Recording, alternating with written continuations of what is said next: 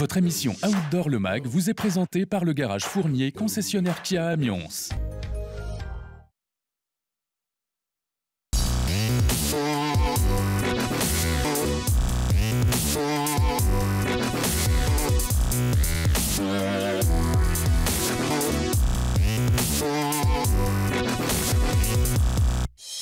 Salut à tous, bienvenue dans Outdoor le Mag, un Outdoor le Mag tourné au cœur du village du Lyon Urban Trail, 12e édition pour le LUT, pour les initiés, un LUT qui a rassemblé ce week-end près de 9000 participantes et participants sur des distances entre 8 km et 37 km au cœur de Lyon. Bien sûr, on vous propose tout simplement d'en retrouver les plus belles images maintenant.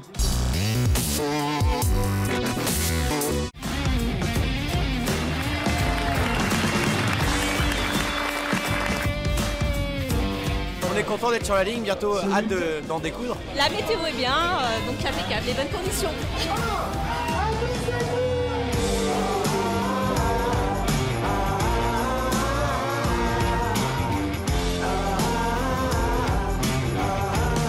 Ouais, super, très joli parcours, un beau condensé, génial. On y va, la course est belle, les paysages sont magnifiques, donc on se fait un peu mal. Il y avait beaucoup de marches, c'était un peu fatigant, mais c'est bien quand c'est fini. Bravo. Très bien. N'hésitez pas à en bonne sensation. Belle course. Terminé à 2, c'est ce qu'on voulait. Beaucoup d'escaliers, Voilà. mais au top. Très belles émotions, pas de droite peur. de la cathédrale. On est nivelé, nickel. Un trail de fou. Pour le podium. Très bien, super l'organisation. Merci Vous avez un beaucoup espace pour les récupération, bénévoles. les coureurs, Merci. espace récupération, c'est inclus dans votre dossard, c'est dans la tour de la... Allez, vous faisiez peut-être partie des 8000 participantes et participants de ce Lyon Urban Trail. Vous avez peut-être aujourd'hui mal aux cannes. C'est peut-être parce que vous n'aviez pas les bonnes chaussures. On est avec Xavier qui est avec nous pour nous parler de ses chaussures. Xavier, et pourquoi est-ce qu'il fallait avoir ce type de chaussures? Est-ce qu'il faut un type de chaussures particulier quand on fait du trail urbain, quand on court en ville? Bah oui, déjà dans un premier temps, il faut une chaussure de route, plutôt typée route parce qu'on est sur des surfaces qui sont dures et on a besoin d'amorti. La plupart des chaussures ont un système d'amorti qui est prévu pour réduire, pour apporter du confort. Et alors là, ce type de chaussure a un petit plus, c'est qu'il atténue les vibrations dues aux impacts. Donc je pense que vous avez monté beaucoup d'escaliers, fait des descentes assez rapides sur des surfaces qui ont été dures et que vous avez un peu mal aux cannes. Alors c'est vrai qu'avec ce type de chaussures, elles absorbent une grosse partie des vibrations dues aux impacts.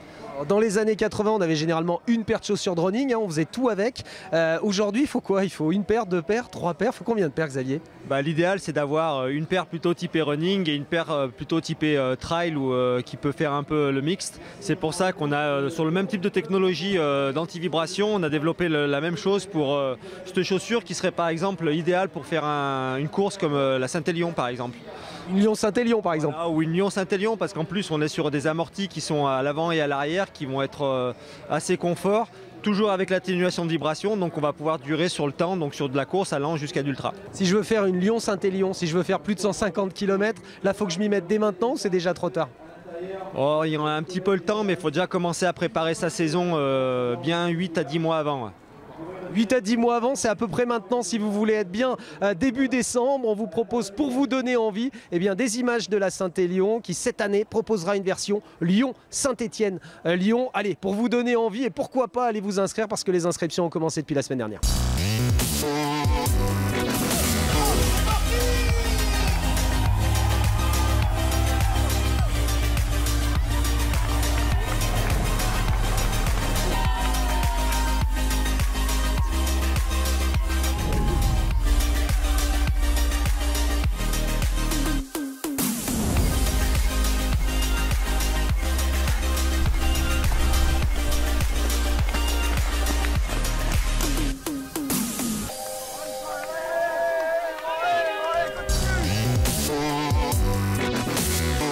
Allez, je suis persuadé que ces images vous ont donné envie de participer à la Saint-Élion. Alors vous avez peut-être déjà fait la Saint-Élion, mais ce que vous n'avez très certainement jamais fait, c'est la Lyon-Saint-Élion. Ce sera une nouveauté cette année. On est avec celui que je vais appeler Arthur.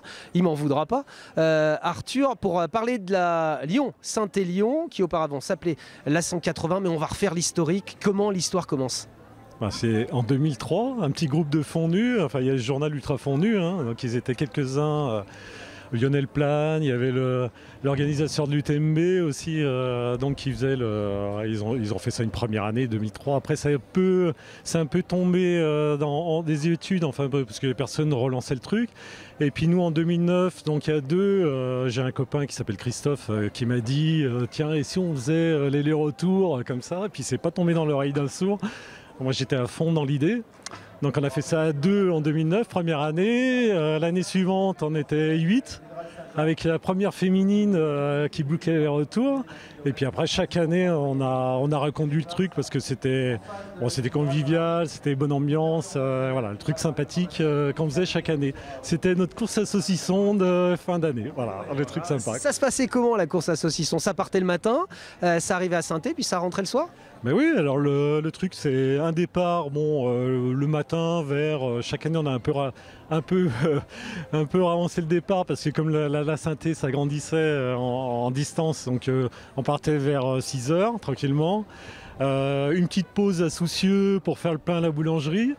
À Sainte-Catherine, on faisait la petite pause, pareil, 1 heure quand je dis petite pause. Et puis après, c'était reparti. Saint-Christo, ravitaillement dans les structures officielles de la Sainté. Et puis, on allait jusqu'à l'arrivée départ à Saint-Étienne. Et là, on se faisait un petit resto au Flore, parce qu'il ne faut pas déconner, on n'était pas punis. Et une petite pause sieste, etc. Puis après, c'était le redépart à minuit avec les copains dans le peloton de la Sainté, quoi, tranquille. On va faire combien cette année sur la Lyon-Saint-Étienne? 150, 152? C'est 152 cette année. Bon, l'année dernière, c'était plus. Il y en a quand même une bonne vingtaine qui ont fait un aller-retour quand même 160 et quelques, parce que c'était 80 l'année dernière. Là, cette année, c'est 76. Ça fait quand même 152 km à faire. Bon, on verra suivant les conditions. Il y a des années, c'était un peu difficile. Je me rappelle encore de 2010 avec la neige depuis le départ à Lyon. Neige, verglas. Mais par contre, super soleil, des conditions où tu vois le Mont Blanc depuis les Moreau, là, dans les monts du Lyonnais. Donc, c'est magnifique, magnifique. Là, il l'a bien fait, il vous l'a bien vendu celle-là. Rendez-vous donc première semaine de décembre pour cette première officielle de la Lyon-Saint-Étienne-Lyon. 152 km de bonheur. Et puis, comme vous n'êtes pas que des runners, mais que vous êtes aussi des bikers, pour certains d'entre vous, on vous propose d'aller faire un petit tour du côté du Ventoux Extrême. Ce sera les 20 et 21 avril ce mois-ci. Allez, on va faire un petit tour de VTT.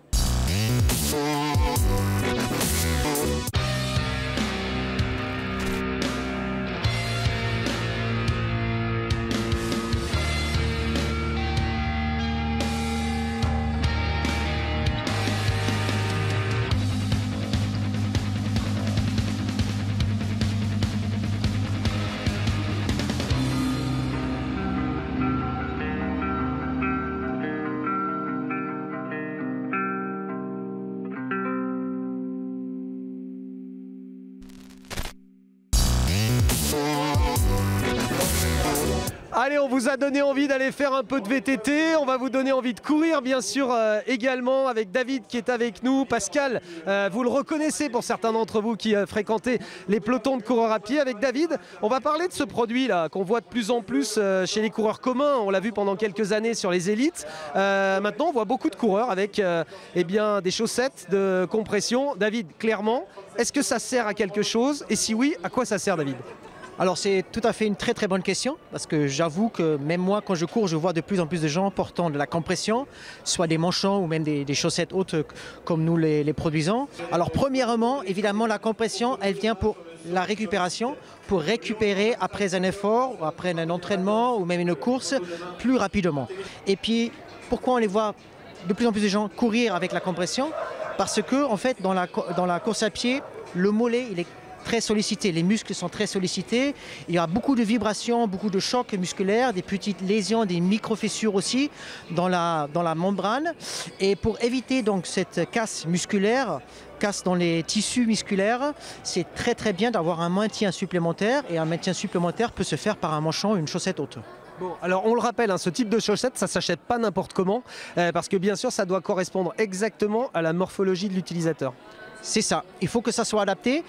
Parce que Premièrement, l'enjeu, c'est d'avoir un produit qui est quand même confortable, parce qu'on est dans la compression, donc quand on essaie un produit comme ça serre, ça pousse un petit peu, donc ça peut être un peu désagréable. Et pour être sûr qu'il y a aussi le confort avec l'efficacité, il faut prendre la mesure quand même.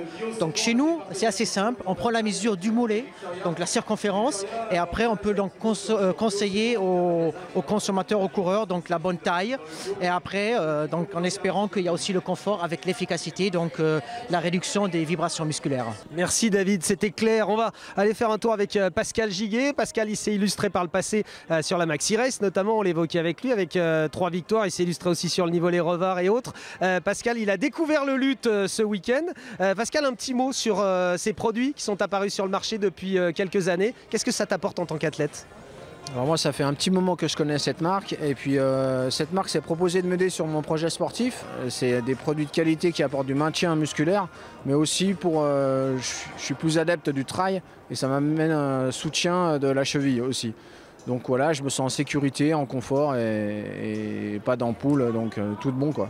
Allez, pour les anciens, mais pour tout le monde, bien sûr, en règle générale, on vous recommande ce type de produit si vous êtes fan de la course à pied. Et puis, si vous êtes des grands fans de la course à pied, on vous propose également de vous retrouver sur l'Ardéchois Trail. Ce sera très bientôt, et pourquoi pas sur les trails d'effort de Besançon. On retrouve ces 2 épreuves en images.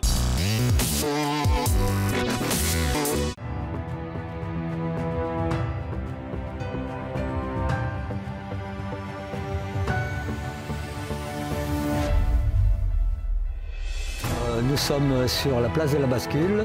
Nous sont donnés les départs de tous les formats de course, 57 km, 36 km, 18 et 10 km, avec chaque fois un tour de village neutralisé afin que les concurrents puissent profiter de la beauté des ruelles du village médiéval de Dézagne.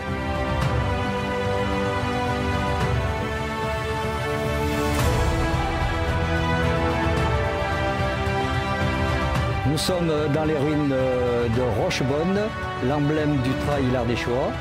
C'est la partie panoramique avec la vue sur la vallée de Lérieux, le Mont Gerbier des Joncs et le Mézin. La partie technique avec la descente dans les clairiers. La partie historique, le château de Rochebonne était une des places fortes des guerres de religion au XIIe siècle.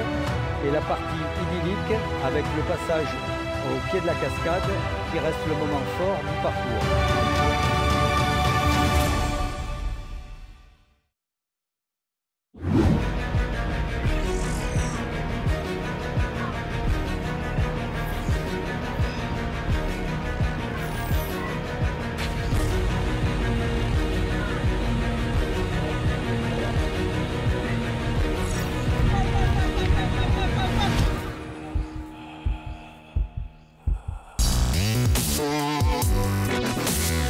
Allez, maintenant vous êtes bien équipés. Je pense que l'ensemble des images vous ont donné envie de vous remettre au sport avec les beaux jours. Vous sortez les baskets, vous remettez en état les VTT et on se retrouve sur les sentiers. Et puis nous on se retrouve dans un mois bien sûr pour un prochain numéro d'Outdoor Mag. Salut à tous.